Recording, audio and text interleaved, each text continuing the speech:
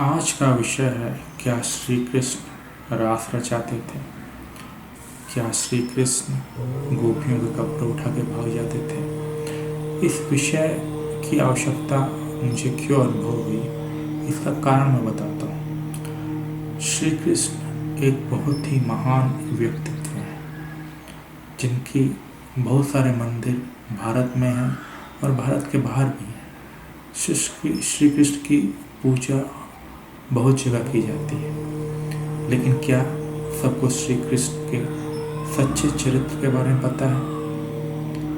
हम देखते हैं सीरियल, हम देखते हैं फिल्म, हम अगर व्यासपीठ में होने वाले प्रवचनों को सुने तो उनमें क्या चीज़ कॉमन दिखाई देती है? आप सबने अक्सर सुना होगा माखन चोर और जार मतलब व्याभिचारी। अक्सर व्यासपीठ वाले इसका उपयोग करते हैं। श्री कृष्ण माखन चोरी करते थे, श्री कृष्ण गोपियों के कपड़े उठा के भाग जाते थे, श्री कृष्ण तो रास रचाते थे, राधे राधे, और नाच गाना मंडप में भी चालू हो जाता है। लोग, औरत, आदमी सब वहाँ पे श्री कृष्ण के इस स्वरूप को देख के नाचते हैं और बोलते हैं ईश्वर की लीला चल रही है। माया ईश्वर की, तो सब तो ईश्वर की माया है। श्री कृष्ण ने कुब्जा के साथ समागम किया, वो तो ईश्वर की माया थी। क्या ये सब सच है? क्योंकि श्री कृष्ण एक आप्त पुरुष है। महर्षि दयानंद ने श्री कृष्ण को आप्त पुरुष कहा है और उनका प्रमाणिक चरित्र महाभारत में मिलता है। तो सबसे पहले आवश्यकता इसलिए उत्पन्न हुई इस विषय की कि लोगों को श्री कृष्ण के चरित्र का ज्ञान ही नहीं है, और ना ही उनके पास वो समय है कि वो जाके खुद महाभारत जैसे ऐतिहासिक ग्रंथों को पढ़ें। क्योंकि व्यक्ति के समक्ष ये प्रश्न है, भाई श्री कृष्ण के बारे में तो भागवत में लिखा गया है, और एक श्री कृष्ण का वर्णन भागवत में है, एक श्री कृष्ण का वर्णन महाभारत में है, तो सत्य कौन? तो अब दूसरे बिंदु पे मैं आता हूँ, दूसरे पॉइंट पे आता हूँ कि हम कैसे पता लगाएंगे कि कोई चीज़ प्रामाणिक है। तो मैं स्वामी दयानंद, महर्षि दयानंद जी को प्रामाणिक मानता हूँ। क्यों मानता हूँ? क्योंकि उन्होंने आजीवन तपस्या करके सत्य को सामने लाने का पुरुषार्थ किया है। श्री दयानंद जी की जीवनी आपको यूट्यूब पे मिल जाएगी, कई आर्य समाज के विद्वानों ने गाया है, उनके बारे में पढ़ना चाहें तो पढ़ सकते हैं। उन्होंने अपने आधुनिक जीवन के, वो महर्षि हैं, उन्होंने अपने जीवन में इतनी तपस्या की जितना किसी अन्य मनुष्य ने आधुनिक काल में नहीं की। सत्य की लड़ाई के लिए उन्होंने लोगों को पत्थर खाए, उनको 16 बार विष दिया गया। तो आपको स्वामी दयानंद जी की जीवनी मिल जाएगी, और मैं यूट्यूब पे एक लिंक भी एक लिंक है, वो आपसे शेयर कर देता हूँ। आप स्वामी दयानंद जी की जीवनी को पढ़ सकते हैं। उनका जीवन प्रामाणिक है। उन्होंने अपने जीवन में कभी झूठ का आचरण नहीं किया। उन्होंने संस्कृत की पढ़ाई की, अष्टाध्यायी प्राणिनी की पढ़ाई की, फिर वेदों की पढ़ाई की, और फिर उन्होंने घोर तपश्चर्या की। घोर तपस्या करने के बाद उन्होंने देखा कि सारा भारत दुखों में जकड़ा हुआ है, सिर्फ पाखंडों की वजह से। तो वो भारत में आए और फिर सत्य का उपदेश करने लगे, पाखंड का खंडन करने लगे, और इस तरह उनकी जीवन यात्रा चली। तो उन्होंने अपने जीवन में तप करके विधर्मियों के ग्रंथों को भी पढ़ा, जो भागवत जिसका आजकल लोग बहुत प्रचलन है, और जो सीरियल फिल्में आदि बनती हैं वे सब इन्हीं कहानियों के आधार पर बनती हैं, क्योंकि उनका कोई डीप रिसर्च नहीं होता, उनका उद्देश्य पैसा कमाना होता है। और जो धर्म के नाम पे जो प्रचार है उससे पैसा कमाना होता है, क्योंकि कृष्ण जी के सीरियल है तो सब कोई देखेंगे ही देखेंगे, क्योंकि कृष्ण के प्रति लोगों में भक्ति भावना है। उनका उद्देश्य सत्य के प्रचार का नहीं होता। सत्य का प्रचार स्वामी दयानंद जी ने किया था और उसमें उनको विष दिया गया था। तो सत्य अत्यंत कड़वा होता है, लोगों की मान्यताओं को तोड़ता है। तो मेरा आधार है आर्य समाज और स्वामी दयानंद जी का कालजयी ग्रंथ प्रत्यार्थ प्रकाश। उसका लिंक भी मैं आपको डिस्क्रिप्शन बॉक्स में दे रहा हूँ। और इसलिए इस विषय की आज आवश्यकता है कि बहुत ही गंदे तरीके से श्री कृष्ण के चरित्र को उजागर करने के कारण विधर्मियों को एक मौका मिल गया है। वैसे विधर्मियों ने भी हमारे धर्म ग्रंथों में बहुत मिलावट की है। जो ईसाई हैं, जो मुसलमान हैं, वो इस तथ्य का सहारा लेते हैं कि भागवत में श्री कृष्ण के चरित्र को बहुत ही गंदा दिखाया गया है। तो जब वो किसी का धर्मांतरण करने जाते हैं तो देखो, बोले तुम्हारा भगवान तो इतने सारे लोगों के साथ समागम करता था, वो नहाती हुई लड़कियों के कपड़े लेके भाग जाता था, वो तो कुब्जा के साथ भी समागम करता था। तो क्या ऐसा व्यक्ति आचरण की दृष्टि से श्रेष्ठ हो सकता है? मैं आपसे पूछता हूँ, अगर आपके गांव, मोहल्ले, शहर में कोई लड़का नहाती हुई लड़कियों के कपड़े लेके भाग जाए, चोरी करे और व्यभिचार करे, तो क्या आप उसकी पूजा करेंगे या उसे जूते मार के थाने भेजेंगे? तो प्रश्न का उत्तर आपके मन में है, उसे आप विचार कीजिए। तो ऐसा क्यों किया गया? हमारे महापुरुषों क्यों बदनाम किया गया? हमारे महापुरुषों को बदनाम करने का मुख्य कारण है विधर्मी ताकतों द्वारा अपने धर्म का प्रचार प्रसार करना। क्योंकि अगर हमारे धर्म के महापुरुष का चरित्र गिरा हुआ होगा तो वो अपने धर्म की श्रेष्ठता सिद्ध कर सकेंगे।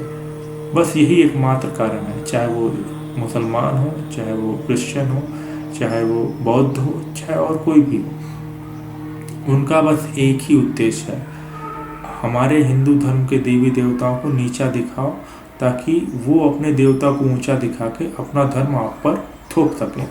लेकिन अगर आपको सच नहीं पता है और आपके परिवार का कोई सदस्य, आपका पुत्र पुत्री, आपका बेटा बेटी किसी स्कूल में जाता है, उसका कोई दोस्त ईसाई है, और ऐसा अक्सर हिंदू धर्म के बच्चों के साथ होता रहता है कि भाई ईसाई वाले बोलते हैं भाई तुम्हारा कन्हैया तो स्त्रियों के साथ ऐसी हरकतें करता था, और उनके प्रभाव में आके हिंदू धर्म भी वाले लड़के बोलने लगते हैं कृष्ण करे तो चमत्कार, हम करे तो वो आप डायलॉग जानते ही हैं।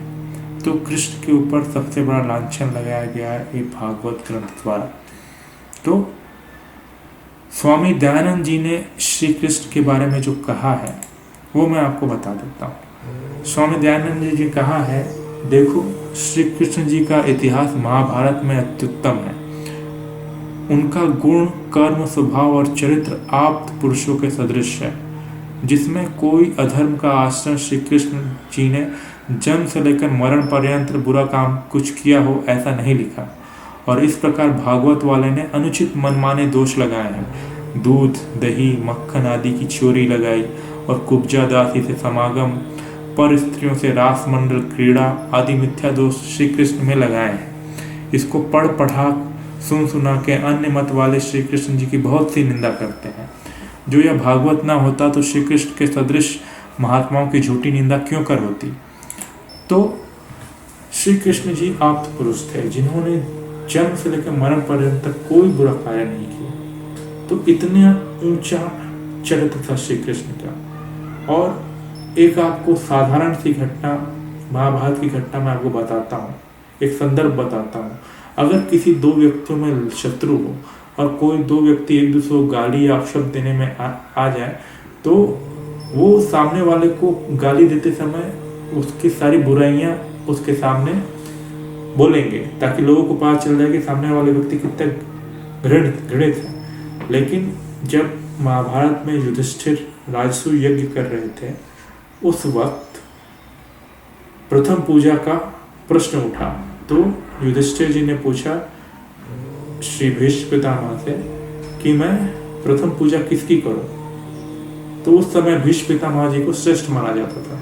तो भीष्म पिताजी ने सुझाव दिया कि मुझसे भी श्रेष्ठ हैं श्री कृष्ण। और अगर आप भीष्म पितामह और महाभारत जानते होंगे तो आपको पता होगा भीष्म पितामह का चरित्र कितना सबल था, लेकिन उन्होंने बोला कि मेरे से भी श्रेष्ठ हैं श्री कृष्ण। और जब उनकी बात मानकर युधिष्ठिर ने श्री कृष्ण की पूजा करना चालू की, तो उस समय एक व्यक्ति आया जिसका नाम था शिशुपाल, जिनकी श्री कृष्ण से दुश्मनी थी।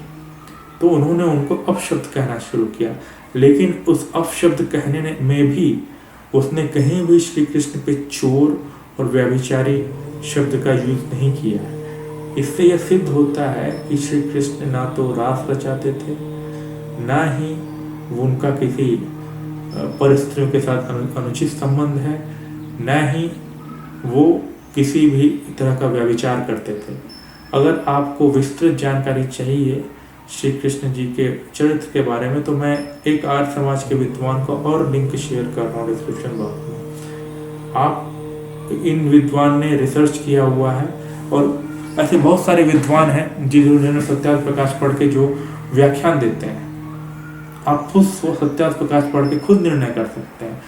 स्वामी दयानंद जी ये नहीं कहते, या मैं ये नहीं कहता कि आप मेरी बातों को आंख मूंद कर मान लीजिए। आप खुद पढ़िए, क्योंकि भगवान ने सबको बुद्धि दी है। भगवान भी ये नहीं कहता कि मेरी बातों को आंख मूंद के मानो। अंधभक्त बनने के लिए भगवान नहीं कहता। आप पढ़िए, 8 प्रकार से उसको प्रमाणित करके उसकी परीक्षा कीजिए, तब जाके उस सत्य को मानिए।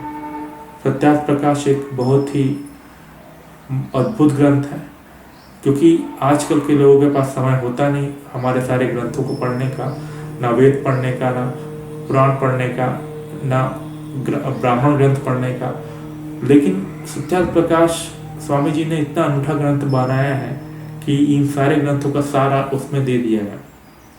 तो हमारे लिए एक बहुत सरल माध्यम है कि हम सत्यार्थ प्रकाश पढ़ें। सत्यार्थ प्रकाश की भाषा भी सरल है, हिंदी में लिखी हुई है, और उसका अनुवाद भी बहुत सारी भाषाओं में किया गया है। तो अगर आपके पास थोड़ा सा समय है पढ़ने का, तो आप सत्यार्थ प्रकाश अवश्य पढ़ें। मैं सत्यार्थ प्रकाश की PDF के लिंक भी डिस्क्रिप्शन बॉक्स में दे रहा हूँ।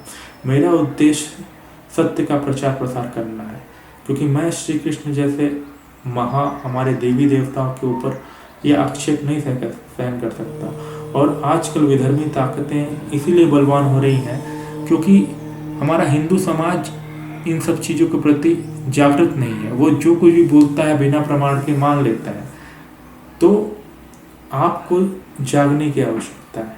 जब तक आप अपने तरफ से पुरुषार्थ नहीं लगाएंगे, कोई भी आपके ऊपर आक्षेप लगा के चला जाएगा।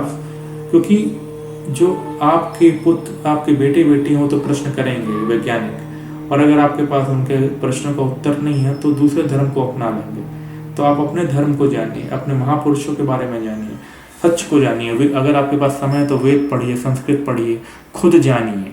मैं ये नहीं कह रहा हूँ कि आप मेरी बात मानिए। दयानंद जी भी ये नहीं कहते कि आप मेरी बातें आँख मूंद के मानो। भगवान भी नहीं कहते। कोई भी जो आपका हित चाहने वाला होगा ये बोलेगा कि आप खुद जानिए, खुद पढ़िए और खुद सत्य का पता लगाइए।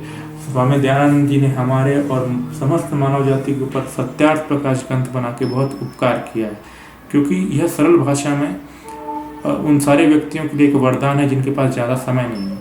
तो मैं एक इतना कह के अपनी वाणी को विराम देता हूँ। जय हिंद।